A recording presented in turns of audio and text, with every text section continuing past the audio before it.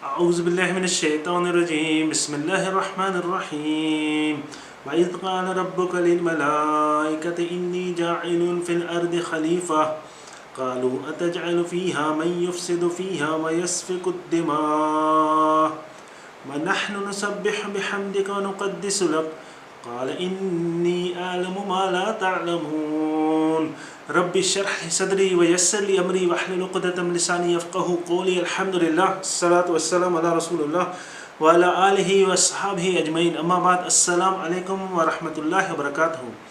30 number آیت سورہ بقرہ کی۔ اس سے پہلے میں نے آپ کو بتایا تھا کہ جب اللہ عز و جل آدم علیہ السلام کو بنا رہے تھے اور جب انہوں نے فرشتوں سے کہا، اس آیت میں ہے وَإِذْ قَالَ رَبُّكَ لِلْمَلَائِكَةِ إِنِّي جَاعِلٌ فِي الْأَرْضِ خَلِيفَةً، جب اللہ سبحانہ و تعالیٰ نے فرشتوں سے ارشاد فرمایا، فرشتوں سے جو ہے وہ ان کے سامنے اعلان کیا کہ میں جو ہے وہ خلیفہ بنا رہا ہوں اور ضرور بناؤں گا کس کے لیے؟ زمین کے لیے، فی الارض خلیفہ۔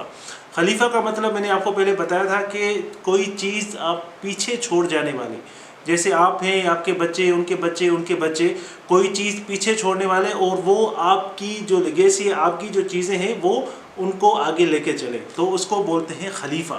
تو اللہ سبحانہ و تعالیٰ نے فرشتوں کو بتایا کہ میں جو ہے وہ خلیفہ بناؤں گا اور ضرور بنانے والا ہوں کس کے لیے؟ زمین کے لیے۔ تو یہ ابھی اس وقت آدم علیہ السلام کو اللہ سبحانہ و تعالیٰ نے نہیں بنایا تھا، یہ صرف فرشتوں کے آگے اللہ سبحانہ و تعالیٰ نے ایک اعلان کیا اور فرشتوں کو بتایا۔ تو فرشتوں کا جو ہے وہ ریسپانس کیا تھا؟ اینجلس جو تھے، فرشتے ہیں، ان کا ریسپانس کیا تھا اللہ سبحانہ و تعالیٰ کے آگے؟ ان کا ریسپانس تھا قالوا اتجعل فیہا من یفسد فیہا ویسفک الدماء۔ فرشتوں نے کہا کہ آپ جو ہے وہ پیدا کریں گے زمین میں ایسے لوگ، آپ جو ہے وہ خلیفہ تو بنا رہے ہیں زمین کے لیے، اور وہ ایسے لوگ پیدا کر رہے ہیں جو کرپشن کریں، یفسد مطلب فساد کریں زمین میں، اور ایک دوسرے کی خون ریزیاں کریں، ایک دوسرے کا خون بہائیں۔ قدما دم سے نکلا ہوا ہے، مطلب خون کی ندیاں۔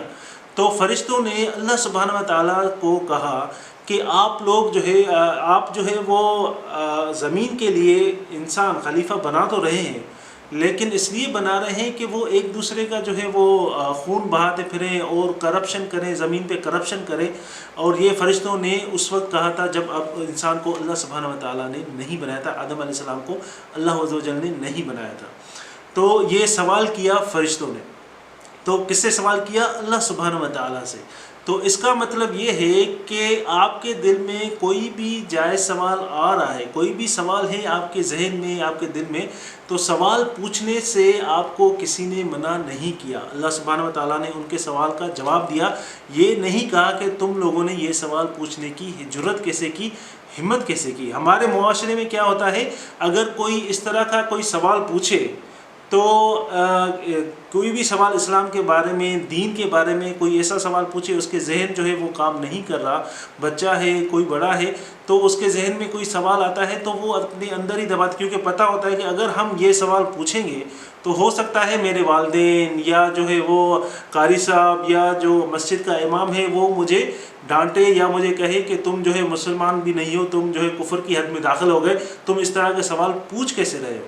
تو سوال جو ہے پوچھنا کوئی ایشو نہیں ہے، لیکن سوال پوچھنے کا، سوال کوئی بھی ہو ذہن میں آپ پوچھ سکتے ہیں، اور ہر سوال کا جواب آپ کو جس کو اللہ سبحانہ و تعالیٰ نے علم دیا ہے اس کا جواب جو ہے وہ آپ کو دے سکتے ہیں۔ لیکن سوال پوچھنے کا ایک طریقہ ہوتا ہے، ایک ایٹیٹیوڈ ہوتا ہے، ایک اگر تکبر کے ساتھ یہ کیسے ہو سکتا ہے، وہ کیسے ہو سکتا ہے، تو یہ ایک تکبر ہے۔ یہ جو چیز ہے یہ اللہ سبحانہ و تعالیٰ کو پسند نہیں ہے۔ سوال کوئی بھی کسی بھی طرح کا پوچھ سکتا ہے، جب تک اس کو جواب نہیں ملتا تب تک آپ جو ہے وہ سوال پوچھتے رہیں، سوال پوچھنے میں کوئی بھی حرج نہیں ہے۔ تو فرشتوں نے کہا کہ آپ زمین میں جو فساد کریں اور ایک دوسرے کی خون ریزیاں کریں، مطلب بے گناہ ایک دوسرے کو خون بہائیں۔ تو اس کے بعد فرشتوں نے کہا وَنَحْنُ نُسَبِّحُ بِحَمْدِكَ وَنُقَدِّسُ لَكَ۔ اب 3 الفاظ ہیں، تسبیح، حمد اور تقدیس۔ فرشتوں نے کہا ہم جو ہے آپ کی تسبیح کرتے رہتے ہیں، آپ کی حمد بیان کرتے رہتے ہیں اور آپ کی پاکی بیان کرتے رہتے ہیں، یہ نہیں کہ ہم ایک دفعہ کرتے ہیں، ہمارا کنٹینیوس یہی عمل ہے، ہم یہی چیز کرتے ہیں۔ اور دوسرے الفاظ میں یہ بھی اس کا مطلب یہ کہ ہم جو ہیں ان سے، انسانوں سے، آدم سے، ان سے بہتر ہے، ہم تو صرف آپ کی جو ہے وہ تقدیس بیان کرتے ہیں، حمد بیان کرتے ہیں، تسبیح کرتے ہیں، تو ہم تو ان سے بہتر ہیں، ہمیں کیوں نہیں آپ نے چوز کیا؟ تو اس کا جو ہے وہ اللہ سبحانہ و تعالیٰ نے ان کو جواب دیا۔ سب سے پہلے اس میں 3 لفظیں تسبیح، نسبح، مطلب سبحان اللہ، جیسے جو ہم کہتے ہیں اللہ سبحانہ و تعالیٰ کی تسبیح کرتے ہیں، اس کا مطلب کیا ہے؟ اس کے بعد ہے بحمدک، اللہ سبحانہ و تعالیٰ کی تعریف اور شکر کرنا۔ تیسرا ہے وَنُقَدِّسُ لَكَ، مطلب اللہ سبحانہ و تعالیٰ کی تقدیس بیان کرنا۔ تو یہ 3 الفاظ جو ہیں آج میں آپ کو ان کے بارے میں بتاتا ہوں۔ ہم جو ہے یہ الفاظ اپنے منہ سے بولتے ہیں، لیکن ہمیں انفارچونیٹلی ہمیں پتہ نہیں ہوتا کہ ہم کیا بول رہے ہیں۔ تو فرشتوں نے کہا وَنَحْنُ نُسَبِّحُ، سبح جو ہے، تسبیح جو ہے، جیسے آپ کہتے ہیں سبحان اللہ، سبحانہ و تعالی، یا آپ فرض نماز کے بعد آپ 33 ٹائمز پڑھتے ہیں سبحان اللہ، اس کے بعد 33 ٹائمز پڑھتے ہیں الحمدللہ، اور 34 ٹائم اللہ اکبر۔ تو جو تسبیح ہے، سبح ہے، اس کا مطلب یہ ہے کہ تیرنا، اوپر تیرنا، پانی کے اوپر جو ہے کوئی چیز تیر رہی ہو، وہ نیچے نہیں آ رہی، اس کا مقام جو ہے وہ اوپر ہی ہے، وہ نیچے نہیں آ رہی۔ تو اللہ سبحانہ و تعالیٰ کی جو پرفیکشن ہے، اللہ عز و جل جو پرفیکٹ ہے، اس کی جو پرفیکشن ہے، پاکی ہے، وہ پاسبل ہی نہیں ہے کہ وہ نیچے آئے۔ جب آپ لوگ سبحان، جیسے مثال کے طور پہ آپ لوگ اپنے باس سے، یا آپ اپنے والدین سے، یا اپنے بڑوں سے بات کرتے ہیں، کبھی کبھی بڑے ایسی بات کرتے ہیں کہ آپ جو ہے وہ مجبور ہو جاتے ہیں، کوئی ایسے الفاظ آپ کے منہ سے نکل جاتے ہیں، آپ ایسے کہتے ہیں کہ ان کی جو بڑوں کی جو ریسپیکٹ ہے، جو ان کو محسوس ہوتا ہے کہ ہماری ریسپیکٹ جو ہے وہ کم ہو گئی، ہماری عزت کم ہو گئی، کیونکہ انہوں نے ایسے کوئسچن پوچھے، اس طرح جو ہے وہ آپ کو اس سچویشن میں ڈال دیا کہ آپ جذباتی ہو گئے، اور آپ نے بڑوں کی جو ہے وہ بڑوں کے ساتھ بدتمیزی کی، تو ان کی جو ہے تھوڑی عزت کم ہو گئی آپ کی وجہ سے، آپ لوگوں نے ان کو ایسا کہا۔ لیکن بعد میں آپ کو ریئلائز ہوا، آپ نے جو ہے ان کا مقام برقرار رکھنے کے لیے ان سے معافی مانگی، یا کوئی ایسی جو ہے ان کا کہنا مان لیا کہ ان کی جو ریسپیکٹ ہے وہ ہم دوبارہ اس لیول پہ لے کے آئیں۔ لیکن جب اللہ سبحانہ و تعالی، جب آپ کے پاس کوئی مشرک ہے، آپ کے ساتھ کوئی مشرک ہے، یا کوئی ایسا بندہ ہے جو اللہ سبحانہ و تعالیٰ کی ذات سے کوئی بھی چیز ایسوسیٹ کر رہا ہے، شرک کر رہا ہے، یا اللہ سبحانہ و تعالیٰ کی ذات سے کوئی چیز ملا رہا ہے، تو اس کا ریسپانس ہے، اس کا جواب کیا ہے؟ سبحانہ و تعالی۔ اللہ سبحانہ و تعالیٰ کی ذات جو ہے وہ پاک ہے، وہ پرفیکٹ ہے، ہم غلط ہو سکتے ہیں، ہمارے سوچنے کا طریقہ غلط ہو سکتا ہے۔ تو فرشتوں کو یہ چیز ریئلائز ہوئی، ہم نے سوال تو کر دیا ہے، اب یہ چیز ان کو ریئلائز ہوئی کہ یا اللہ، ہم نے آپ سے سوال تو کیا ہے، لیکن آپ جو ہے بالکل پرفیکٹ ہیں، آپ کو ہر چیز کا علم ہے، ہمیں کچھ بھی نہیں پتا، ہم آپ کی ہر وقت تسبیح بیان کرتے رہتے ہیں۔ اس کا مطلب یہ ہرگز بھی نہیں ہے کہ ہم آپ کی عزت، آپ کی ریسپیکٹ میں کوئی ایسی چیز کر رہے ہیں، نہیں، ہم آپ کی ہر وقت تسبیح بیان کر رہے ہیں، اور آپ کی جو تسبیح ہے وہ ہی بیان کر رہے ہیں۔ تو سبحانہ و تعالیٰ اس کا رسپانس ہے۔ جب اللہ سبحانہ و تعالیٰ کے ساتھ آپ کسی کو شریک کریں، کسی کو شریک کرتا ہوا دیکھیں یا سنیں، تو اس کا جو جواب ہے وہ سبحانہ و تعالیٰ۔ اس کے بعد انہوں نے کہا وَنَحْنُ نُسَبِّحُ بِحَمْدِكَ، اللہ سبحانہ و تعالیٰ کی حمد بیان کی کہ ہم آپ کی جو ہے حمد تعریف کرتے ہیں۔ تسبیح کس طرح ہوگی؟ جب آپ اللہ سبحانہ و تعالیٰ کی تعریف کریں گے، حمد بیان کریں گے، اور اس کا جو ہے وہ شکر کریں گے۔ اب جو بہت سی صورتیں ہیں قرآن میں جو حمد سے شروع ہوتی ہیں، جیسے الحمدللہ رب العالمین، اور سورہ کہف الحمدللہ الذی انزل علی عبدہ الکتاب، تو یہ جو صورتیں ہیں اللہ سبحانہ و تعالیٰ کی حمد کے ساتھ شروع ہوتی ہیں۔ اب حمد میں 2 پارٹ ہیں، 2 چیزیں ہیں۔ ایک تو آپ لوگ اللہ سبحانہ و تعالیٰ کی تعریف کرتے ہیں، دوسرا اللہ عز و جل کا شکر ادا کرتے ہیں۔ جیسے آپ نے گاڑی لی یا اپنے بائک لی، کوئی بھی چیز لی، آپ کو اچھی لگی، تو آپ جو ہے اس کی تعریف کریں گے، آپ اپنی گاڑی کا شکر ادا نہیں کریں گے، Honda thank you, Suzuki thank you, تو یہ نہیں کہیں گے، آپ جو ہے اس چیز کی صرف تعریف کریں گے۔ یا آپ کو کوئی چیز اچھی لگی، کوئی سینری اچھی لگی، تو آپ اس کی تعریف کریں گے۔ آپ کو کوئی چیز دے گا، آپ کو مثال کے طور پہ آپ کو کوئی گفٹ دے رہا ہے، یا کوئی ایسا آپ کا کام کر رہا ہے، تو آپ اس کا شکر کریں گے، تھینک یو بولیں گے۔ تو حمد میں ہم دو چیزیں کرتے ہیں، ایک تو اللہ سبحانہ و تعالیٰ کی ہم تعریف بیان کرتے ہیں، اور دوسرا اللہ عز و جل کا شکر ادا کرتے ہیں۔ یہ نہیں کہ ہم الحمدللہ بولیں اور اس کے بعد ہمیں جو ہے 20 کمپلینٹس ہوں، تو اس کا مطلب ہم اللہ سبحانہ تعالیٰ کی دل سے حمد بیان نہیں کر رہے، اللہ سبحانہ تعالیٰ کی تعریف اور شکر نہیں کر، تعریف تو کر رہے ہیں لیکن اللہ عز و جل کا شکر نہیں کر رہے۔ جب آپ شکر کر رہے ہیں، حمد کر رہے ہیں، حمد بیان کر رہے ہیں، اس کا مطلب آپ کے کو جو ہے کوئی بھی کمپلین نہیں ہونی چاہیے۔ جیسے حدیث میں الحمدللہ علی کل حال، جس بھی حال میں ہیں ہمیں الحمدللہ بولنا چاہیے۔ تو حمد کا مطلب یہ ہے کہ اللہ سبحانہ تعالیٰ کی تعریف کرنا اور شکر ادا کرنا، تو یہ تسبیح بیان کرتی ہے اللہ عز و جل کی۔ تو اس کے بعد ہے وَنُقَدِّسُ لَكَ، اب جو نقدس مطلب القدوس اللہ سبحانہ تعالیٰ کا نام ہے۔ اس کے بعد اللہ سبحانہ تعالیٰ نے یہ نام روح القدس جبریل علیہ السلام کو دیا ہے، اور اس کے بعد ارض المقدس مطلب پاک زمین۔ تو یہ جو نام ہیں یہ اللہ کے علاوہ بھی، لیکن جب آپ سبحان اللہ بولتے ہیں وہ کسی کو بھی نہیں بول سکتے، وہ صرف اللہ عز و جل کے لیے ہے۔ تو لیکن یہاں پہ نقدس لک مطلب القدس، اس کا مطلب پاکی بیان کرنا۔ تو فرشتے نے کہا کہ یا اللہ آپ بالکل پرفیکٹ ہیں، ہم یہ چیز ڈکلیئر کر رہے ہیں، ہم یہ چیز کہہ رہے ہیں کہ آپ بالکل پرفیکٹ ہیں، ہم آپ کا شکر ادا کرتے ہیں اور آپ کی تعریف بیان کرتے ہیں۔ اس کے بعد انہوں نے ایڈ کیا وَنُقَدِّسُ لَكَ، اور اس کے علاوہ بھی ہم آپ کی پاکی بیان کرتے ہیں۔ تو سبحان اللہ، تسبیح اور تقدیس، یہ دونوں ان کا جو میننگ ہے، ان کا جو مطلب ہے وہ تقریباً سملر ہے۔ تو عربی زبان میں ایک جو مفسرین ہیں، جو عرب کے جو بڑے بڑے اسکالرس ہیں، وہ جب دو الفاظ، دو کلمے جب ساتھ دیکھتے ہیں، ان دونوں کی میننگ سیم ہوتی ہے، تو ان کا جو کام ہوتا ہے وہ ان میں اس کی میننگ میں دیکھتے ہیں کہ اس میں فرق کیا ہے، ان دونوں میں فرق ڈھونڈنا شروع کر دیتے ہیں کہ دو الفاظ ایک جگہ پہ آئے ہیں اور ان کی میننگ سملر ہے، سیم ہے، تو اس میں فرق کیا ہے۔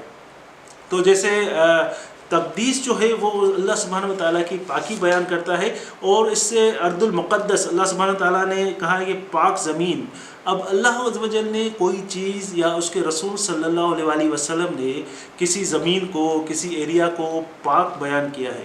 جیسے مثال کے طور پہ آپ مکے میں جاتے ہیں، اللہ عز و جل نے کہا کہ جو بھی مکے میں آیا اس نے امن پا لیا، تو وہاں پہ ہے مقام ابراہیم، وہاں پہ نفل پڑھنے کے بہت بڑا اجر ہے، آپ کے گناہ معاف ہو جاتے ہیں، اور صفا و مروہ، تو یہ جو چیزیں ہیں یہ اللہ اور اس کے رسول صلی اللہ علیہ وآلہ وسلم نے ہمیں بتائی ہیں، یہ چیزیں قرآن میں ہیں۔ اور دوسرا جو ہے وہ اللہ سبحانہ تعالیٰ نے مسجد اقصیٰ کے لیے کہا ہے کہ اس کے جو اراؤنڈ ہے میں نے برکتیں نازل کی ہیں۔ تو یہ جو چیزیں ہیں اللہ سبحانہ تعالیٰ نے ہمیں بتائی ہیں۔ باقی اس کے علاوہ آپ دیکھتے ہوں گے کہ جو نیک لوگ کبھی کبھی اس دنیا سے چلے جاتے ہیں، تو اس کے پیچھے والے لوگ جو ہوتے ہیں ان کی مزاروں پہ، ان کی قبروں پہ ایسی چیزیں کرتے ہیں، سجدہ کرتے ہیں، وہاں پہ صدقہ کرتے ہیں، وہاں پہ خیرات کرتے ہیں، وہاں پہ جا کے دعائیں مانگتے ہیں۔ تو وہ جو ہے لوگوں کی بنائی ہوئی چیزیں ہیں، اس کو کہتے ہیں سپر شرک۔ اگر آپ کسی کی قبر پہ جا کے وہاں پہ سجدہ کریں، یا وہاں پہ جا کے آپ دعا مانگیں کہ وہ پاک ہے، وہ جگہ اچھی ہے، وہ لوگوں کی بنائی ہوئی جگہ ہے، وہ اللہ سبحانہ و تعالیٰ یا اس کے رسول صلی اللہ علیہ وآلہ وسلم کی بنائی ہوئی جگہ نہیں ہے۔